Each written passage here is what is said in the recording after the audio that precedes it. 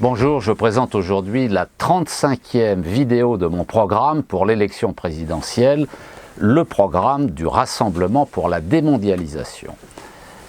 Cette vidéo d'aujourd'hui s'intitule « 6 grands principes de politique économique pour réencastrer l'économie dans la nation et la démocratie ». Elle se trouve dans la partie 4 de mon programme sur mon site internet Nikonov 2017 sous forme papier. L'activité économique suscitée par le capitalisme depuis le 19e siècle s'est autonomisée et désencastrée de la société. Pourtant, les sociétés ont toujours été marquées historiquement par l'encastrement des activités économiques dans les rapports ou les institutions non économiques, empêchant l'autonomisation perverse de l'économie et soumettant la recherche de la subsistance de la société à des motivations non principalement lucratives. Le système économique capitaliste du XIXe siècle s'est institutionnellement distingué du reste de la société.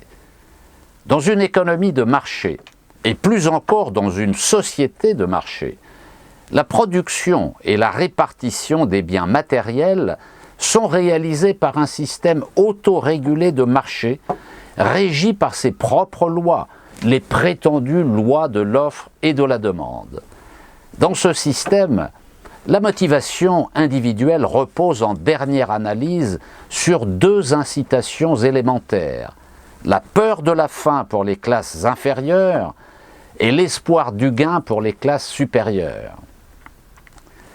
Cet arrangement institutionnel est ainsi séparé des institutions non économiques de la société, comme l'organisation des liens familiaux, les systèmes politiques ou religieux. La participation des individus au système n'est plus définie par les liens du sang, ni par la contrainte légale, ni par le devoir religieux, ni par l'allégeance féodale, ni par la magie, ni par des mécanismes de délibération publique, comme ce pourrait être le cas dans une démocratie. Elle résulte au contraire d'institutions comme la propriété privée, des moyens de production et le système du salariat, qui fonctionnent à partir d'incitations exclusivement économiques. Ainsi devient-il possible de faire du profit sur l'activité économique fondamentale qui consiste à assurer la subsistance de la population.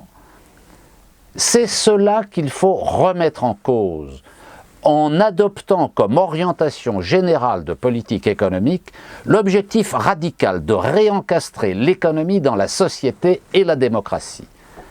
La conséquence logique de cette analyse est la nécessité de la totale résorption du système économique dans la démocratie. Les activités économiques et donc les entreprises doivent être soumises à la réglementation politique de la société, conformément aux exigences de la liberté dans une société qui se veut démocratique. Des marchés y auront toute leur place, pour des produits et des services, mais non pour la détermination des revenus liés au travail, à la terre, à la monnaie et au commerce international.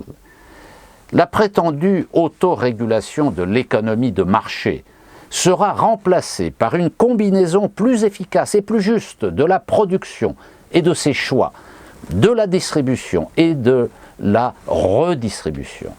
Le tout marché du XIXe siècle sera abandonné. Nous pourrons enfin entrer dans une société plus humaine.